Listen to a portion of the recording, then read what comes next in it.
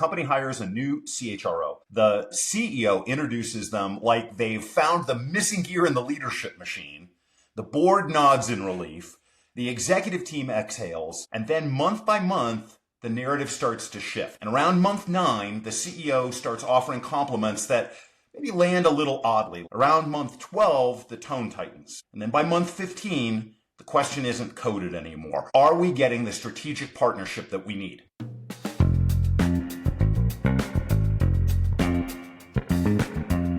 Hey there, senior leader, and welcome to the Talent Sherpa podcast. This is where senior leaders come to rethink how human capital really works. I'm your host, Jackson Lynch, and today I'm joined by my co-host, Scott Morris. He's a former CHRO with the scar tissue to prove it, Renaissance man in every definition of the word, and the founder of Propulsion AI.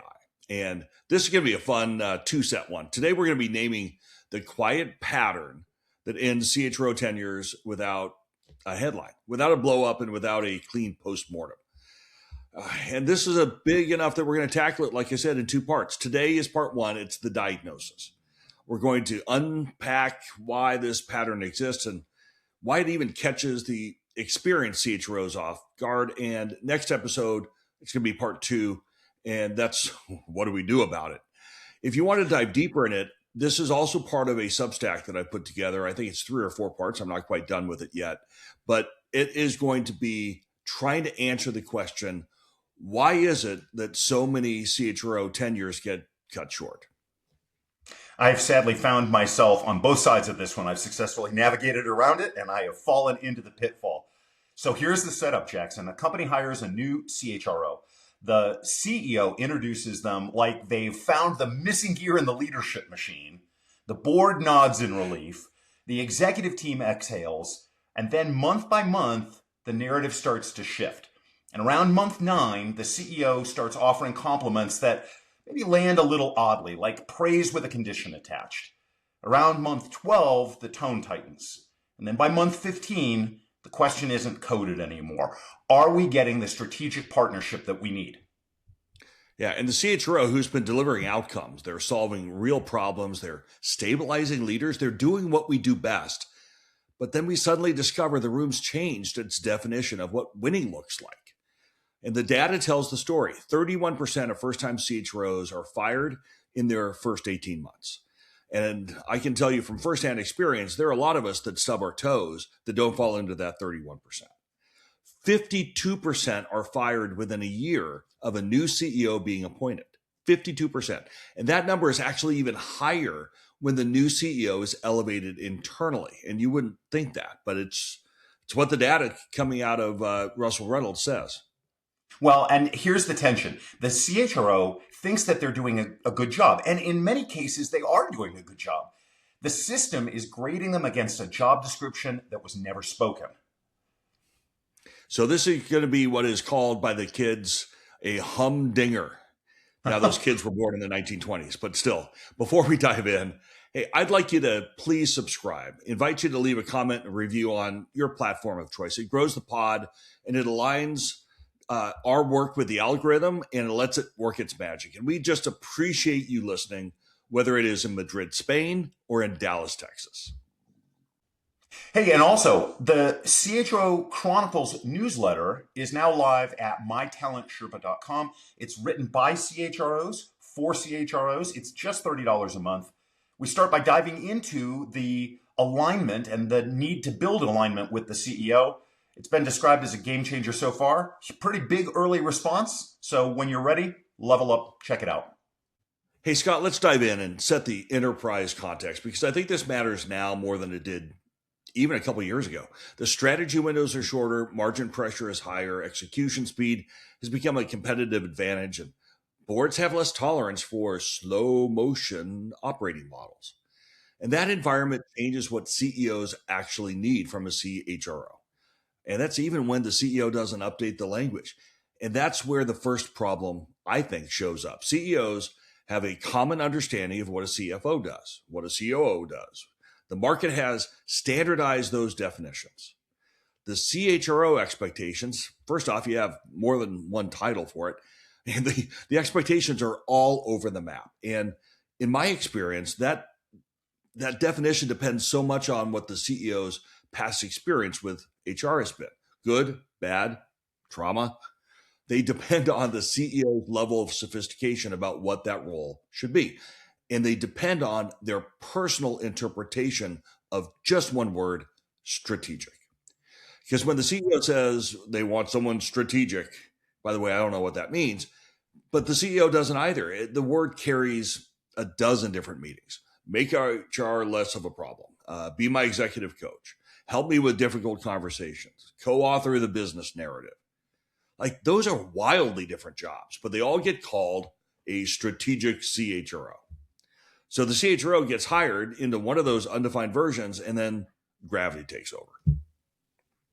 Well, what do you mean by gravity? I was hoping to get past that without the question. The early signal from the organization is always clear. Usually you come in and you're asked to stabilize, fix the pain, clean up the mess, reduce noise. You oftentimes will hear that as get the trains running on time. But while the CHRO is doing that, the CEO is scanning for something else. I think that's leverage. Where will the strategy break?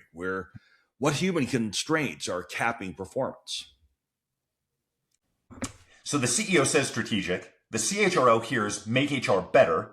But what the CEO means is see the business in systems. Now, I'm going to call that mismatch the strategy gap.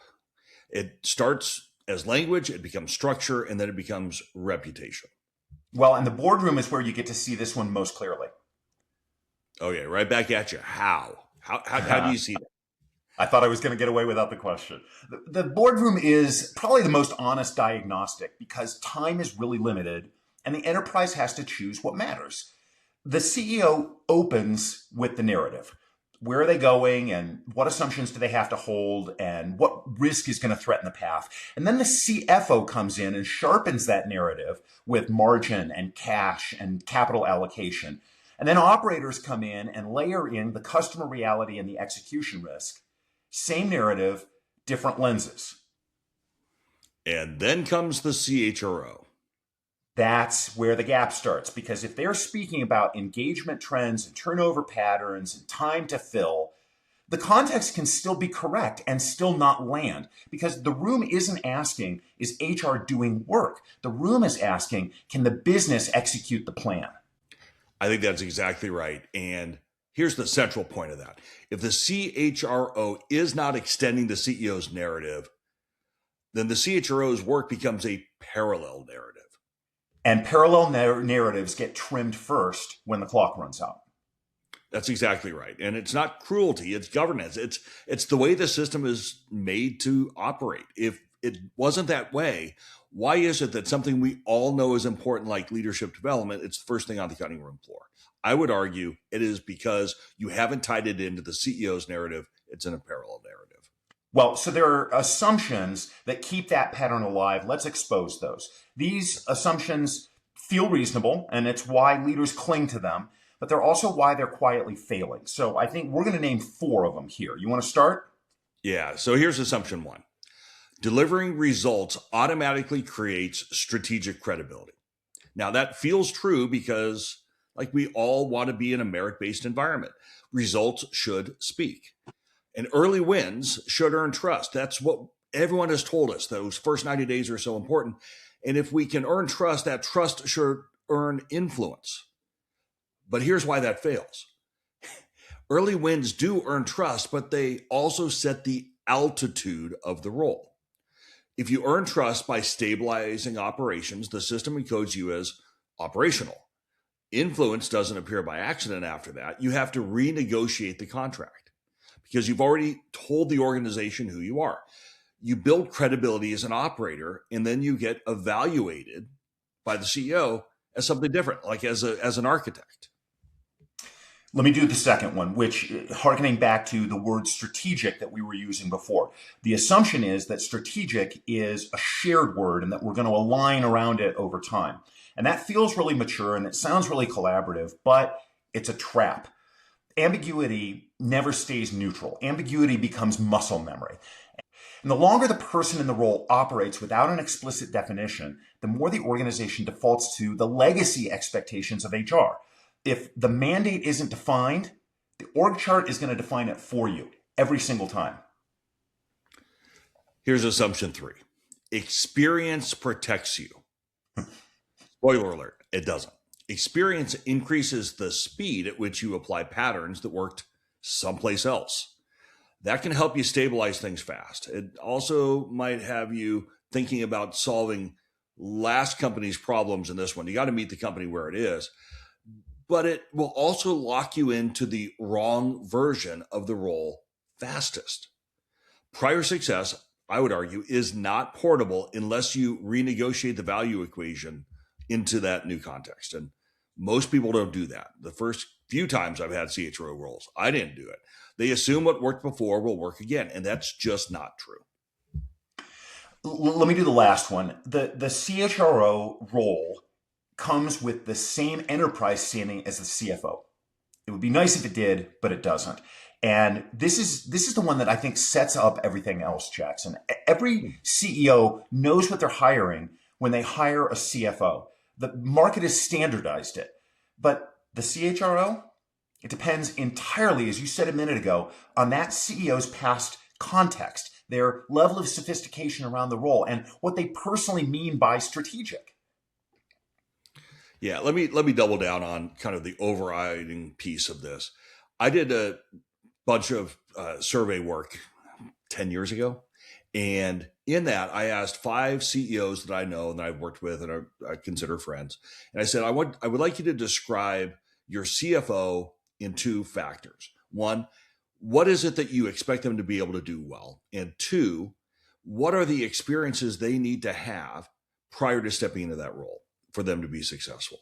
And across the 5, which were in different industries and different size of companies, the only major difference was, investor relations as it related to whether it was public or private. But the jobs are the same, the titles are the same, everything's the same, and it has almost no variability from one CEO to the next. You know where this is headed. Now, I had the same conversation with the same people and say, talk to me about your HR person. There was no standardization. It wasn't a standardization of the title. There wasn't a standardization of the expectations of the role. There wasn't a standardization of the experiences leading into that role that are necessary, which is what I believe it is a complete identity shift. But as it relates to the CEO, they use the same language, and yet they mean different things. And then what I found is it's largely as a result of their prior experience. What have they seen work before and how does it work? So I think the question isn't how do we make CHROs more strategic? Because I don't think that's even possible. The question is, why do CEOs keep hiring co-authors of the business strategy and then put them in to building operational systems that treat them like reporters of data? Yeah. Well, let's break that down. How about 4 questions? Not interview questions, but like real executive questions. Questions, if we do this right, questions that force leaders to confront those trade-offs instead of comforting themselves with activity. And here's the first one. And to me, this is the most important one. Is our business strategy inside the business model or is it sitting next to the business model? And most leaders hear that and they think, of course it's inside. We talked about people consistently.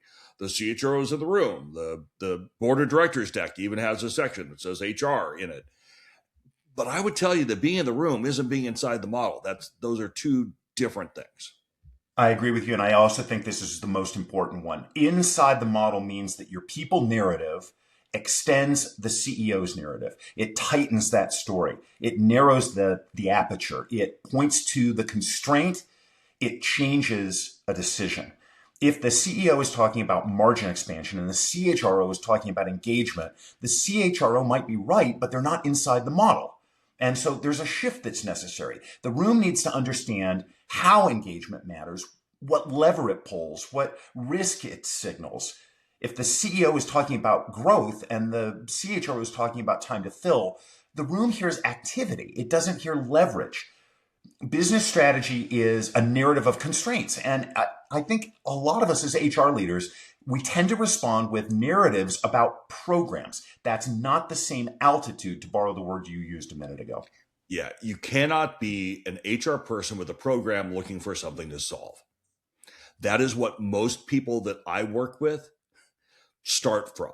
And candidly, when I was sitting in the role, like, we have a frontline leadership problem. I will give a frontline leadership solution to it. But you know what? That might not actually be where you need to go. And you end up having activity. So I think talent and leadership are often the reason that strategy fails. But the boards only trust that explanation if it's framed, to your words before, as an operating constraint, not as a HR initiative, not a HR program. So if your people narrative doesn't change a strategic decision, you're not working on the right thing. It becomes optional content when time compresses. And honestly, we've all been there where it is the last part of the deck. And when time gets constrained, you end up having the CEO say, hey, can you cut it from 30 minutes down to 15? That's the signal that you are working side by side, not inside the model. Let me push us to question 2, Jackson. Are we rewarding operational reliability over strategic authorship? This is where I think capable CHROs get trapped because reliability is real value. The organization needs it and the CEO needs it. But the trap is where reliability becomes the ceiling. Yeah, and every CHRO job I've taken, and even in my advisory practice when I've come in to try to help folks, one of the early things that we talk about is get the trains running on time. That's an operational feel. That is stabilizing the function. And when you do it, the CEO feels relief. And the CEO starts routing more operational work because the CHRO is competent, they're responsive, they're doing all the things. And the CHRO then becomes the executive who can always handle it, and that becomes their identity. Here's the problem. Meanwhile, the CEO is still scanning for a co-author. They are looking for someone who will say, here's what you're not seeing. Someone who can help you write the risk narrative. So the CHRO gets praised for being reliable and then later criticized and often let go for not being strategic. And that's not hypocrisy. That's a mismatch between what the CEO rewarded and what the CEO required. And this is where the CEOs unintentionally shrink the role. It goes from a high altitude to a low altitude. They reward that low altitude operational relief. And then they wonder why the strategic lift never arrives. Well, and so there's something else that's happening here, and it's the drift of expectations too. Tell me more. Well, this actually, I could see this one happening. I had a CEO who wanted to talk to me about coming and joining their company. And when I said, what's important to you, they started asking about programs or started talking about programs. So kind of in a nutshell, like if the CEO asks for engagement scores, like you have to get underneath that. What do they really mean? I think what they really mean is, do we have leadership traction, right? If they're asking for turnover numbers or turnover trends, they might really mean, where are we fragile?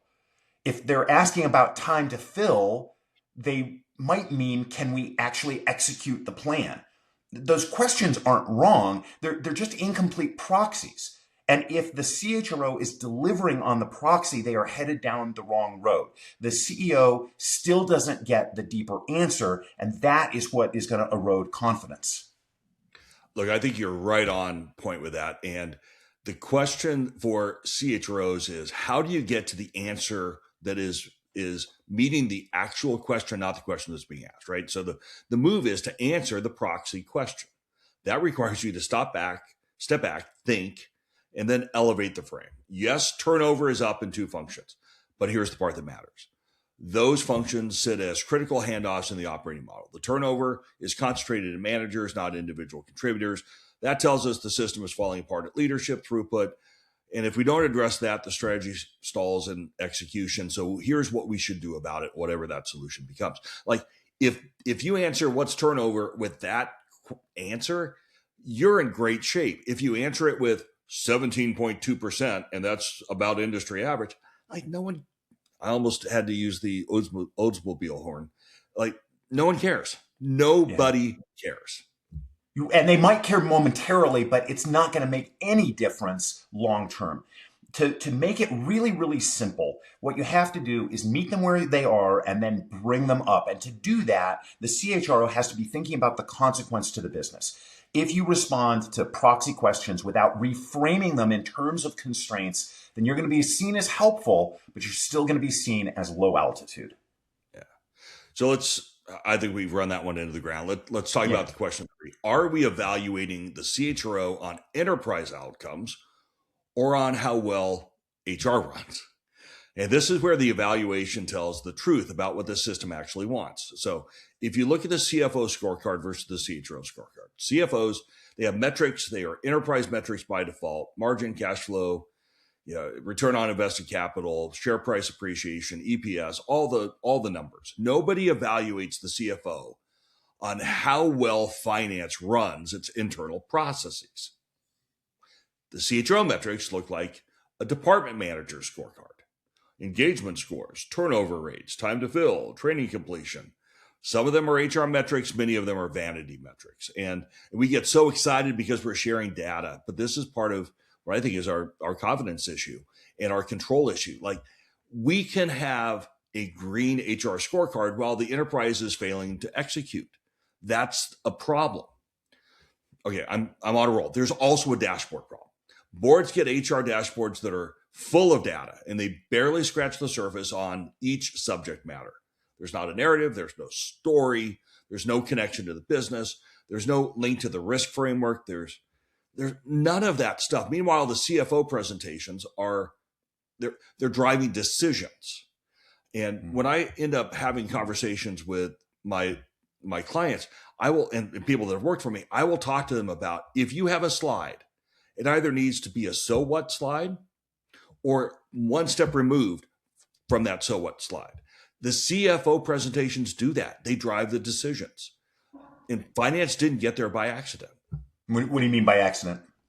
Well, think about the trajectory. So smaller companies have a head of finance who, like everyone, they start operating tactically. And the finance narrative is about how finance is running, not necessarily about the business. And then the company hits an inflection point. They're starting to raise capital. They're preparing for acquisition. They're preparing to go public. You got all the external forces that show up: SOX compliance, IPO requirements, SEC reporting, investor scrutiny. And those external forces, that they come together and they require that finance becomes a business narrative. You can't avoid it. In my view, it wasn't optional. Organizations then learned what strategic finance looked like because they had no choice. The exogenous, word of the day, pressures, those things that you don't control, but the pressures from the outside, end up driving the altitude of the CFO role. I think HR, if we're going to make a comparison, HR didn't have that equivalent forcing function. There isn't any kind of external body that requires a CHRO to translate human capital into larger enterprise risk. There isn't an audit check as to whether the HR narrative extends the business narrative.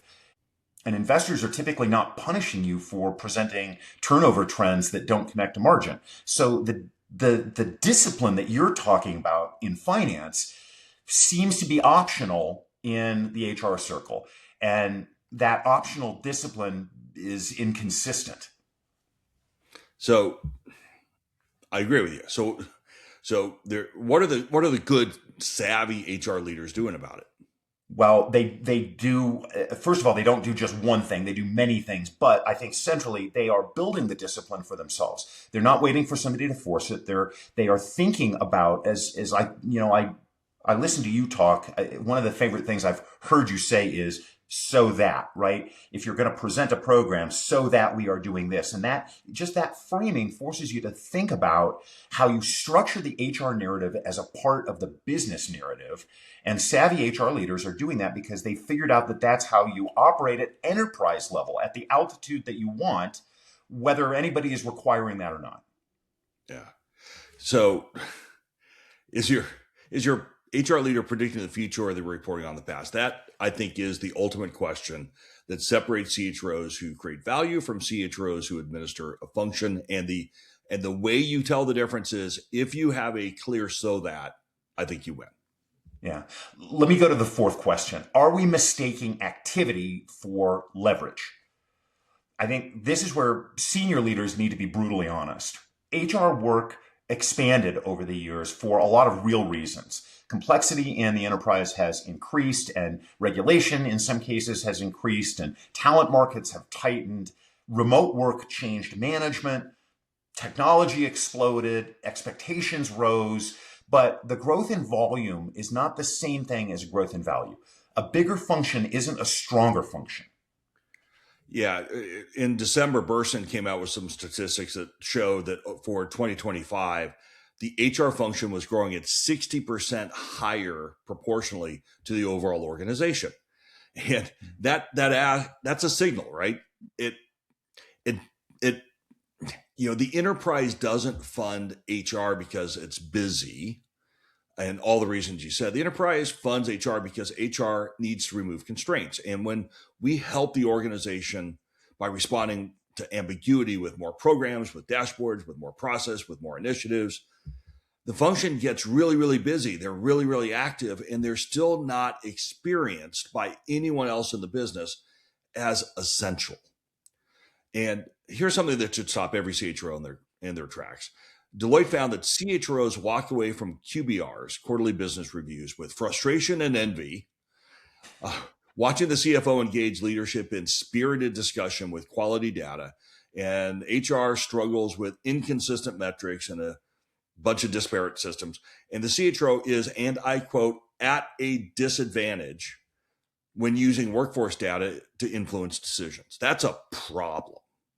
Yeah, it is. And it's the activity trap kind of in action. More data, more dashboards, more reports, but none of it really lands because it's not connected to what the business is trying to decide. And if you're not depressed enough, it gets worse. Harvard Law School study found that nearly half of CHROs don't regularly report on culture and talent metrics to the board at all. Meanwhile, 80% of directors say that they spend more time on talent strategy than 5 years ago. The demand is there. The supply isn't meeting it. Activity is always a comfort strategy because it feels good. We've talked about it before. It gives you dopamine hit, right? But when the role of the CHRO is undefined, then the human response is to just produce more output because more output is visible, and visible feels defensible, and output reduces anxiety. But Scott, enterprise value isn't created by output. Not necessarily, at least. I think it's created by leverage. Leverage is what changes the slope of performance. Leverage is what makes execution faster. Leverage is it's what removes repeat problems instead of solving one-offs. It's about leverage. Right. And just to make sure that the word leverage is clear, like the audience is way smarter than me, but the shift isn't do more. Leverage means do fewer things that remove more constraints. That forces some hard trade-offs. It forces, in some cases, saying no. It forces retiring legacy processes or programs that aren't moving outcomes the way you want them to move. Leverage is forcing talent moves that feel maybe a little bit politically risky, but they are strategically necessary. Yeah, on the politically risky piece, I tell you, the more ambitious the mandate, the more activity looks like safety, and the more the enterprise drifts away from real leverage. So you got to really, really fight that. So let's talk the traps. And by the way, I am fighting every urge to start solving this problem. So make sure everyone listens to part 2 next week. Right. I'm fighting my inner beast because I'm a problem solver. I want to talk about that. But let's talk about some of the traps before we get there, because even once you see this pattern, there are predictable ways to stumble. And understanding, to your point about solving the problem, defining it, identifying it, that's 90% of the work. It makes solving the problem easier. Here's trap 1, confusing trust with influence. Trust earns access. Influence changes outcomes. You can have deep trust with a CEO and still be seen as low altitude. Trust without being an author of the narrative is still a ceiling. Look, and I'm going to double down on that point. It is why we need to stop talking about the daggum seat at the table. That's a participation trophy. Mm-hmm. I'm invited to the meeting, therefore I am influential. It's not true. Here's trap 2. Right. Waiting for permission to operate at an enterprise level. No one's going to give it to you. The CEOs assume it. The boards assume it. The operators don't know really what to do, but they're not going to invite you into hard decisions until you actually show up speaking their terms and solving their problems. Here's trap 3. Over delivering operationally to compensate for ambiguity about the strategic nature of the role. This is how you cement the wrong identity as a CHRO. The more you prove that you can handle the backlog, the more the backlog becomes your job description. It is a self-fulfilling prophecy. If they give you a low altitude mandate and you haven't changed your identity from a functional leader, you are reinforcing that mandate and it becomes a doom loop. And then you wake up in 12 months and you wonder why the CEO is letting you go. Here's trap 4, letting the board define you before you define yourself. And this is probably the biggest switch that I see between a first-time CHRO and a second-time CHRO. It's how you navigate that board. If the board experiences you as a parallel narrative for these meetings, that becomes your brand. And there is no incentive for the CEO to fight that board perception. You know, sometimes when you introduce me, you say he's got the scar tissue that proves it. Well, here's the scar tissue that really matters. Like, boards are not afraid of bad news, but they are afraid of vague news. You can't do anything with vague news. And so if you can't speak clearly about risk, the board assumes that you can't see it. If you can't see it, then you can't manage it. And if you can't manage it, then you're not operating at enterprise level. And, just to triple click on this, the place you see this first at a board level is, in fact, in the deck. And here are the 2 options. You have a CEO that defines the outcomes and the strategic intent. The CFO reinforces that with the financial drivers underneath that. And then if you go and you talk about all of the operators, and then at the end you talk about unrelated parallel HR stuff, that's when you know that you have a challenge. And you see that in PricewaterhouseCoopers. They did a survey where 60% of CEOs say that their CHRO is a key strategic partner, second only to the CFO. And that's great, right? But it only sounds good until you understand what second means. The CFO's value is assumed. The CHRO's is not. They are still proving it. Every meeting, every quarter, it is a low altitude mandate that you have got to work on turning into a high altitude mandate. And that doesn't happen naturally in most cases. And that's why we're calling this episode The Strategy Gap. It doesn't get closed by working harder. It gets closed by working differently. So that's where we're going to wrap it up on this one. And let's land the plane. Here is your Talent Sherpa summary for part 1. Or as Scott always says, HR is just finance with feelings and worse fonts. I've literally never said that, but I think that's your funniest one yet. All right, here's my summary. The strategy gap is structural. It's not personal. Parallel narratives erode confidence, even when you're doing a good job of delivering. Reliability without authorship creates a ceiling for you. CHRO expectations vary by CEO. That's where the trouble starts. And finance had external forcing functions. HR didn't, but you can build the discipline yourself. Yeah. I tell you, I think that last point is the one to sit with. Nobody is coming to force the discipline. It's on you. You either build it yourself or you stay parallel. And as we started, the math associated with survival of a parallel CHRO platform isn't great. So if that's not your impetus to listen to next week, I don't know what it is. Because this is part 1. In the next episode, we're going to cover part 2, because that seems like a logical next step. We're going to talk about what it actually looks like to close the gap and the Monday morning moves to get you there. Yeah, we'll get into how you contract that role explicitly, how you translate strategy into the constraints that we were talking about earlier, and how you build what we call an operating model that keeps you upstream instead of being reactive. Yeah. So that's it. I want to say thank you to everyone here for tuning into the Talent Sherpa podcast. This is where senior leaders come to rethink how human capital really works. And this is so much fun to do with you, Scott, and it's a lot of fun to interact with the listeners. I want to give a quick shout out to Carrie from Chicago. Thank you for being a part of the Talent Sherpa community. If you liked today's episode, do us a favor and hit the like button, or better yet, subscribe. Leave us a review on your favorite platform, whether it's Apple Podcasts or Spotify or YouTube. And if you're a CHRO wondering where to start your AI journey, don't forget to check out Propulsion AI. That's Scott's company. You can find them at www.getpropulsion.ai. And they're transforming how smart companies turn HR insights into powerful outcomes with a team of agentic teammates that let senior leaders in HR work on the stuff that moves the business forward, like what we've been talking about today.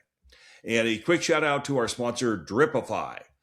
If LinkedIn follow-ups are eating your lunch, Dripify helps you automate outreach in a way that still feels human. Scott uses it, I use it, and you can check them out at try.dripify.com/Talent Sherpa.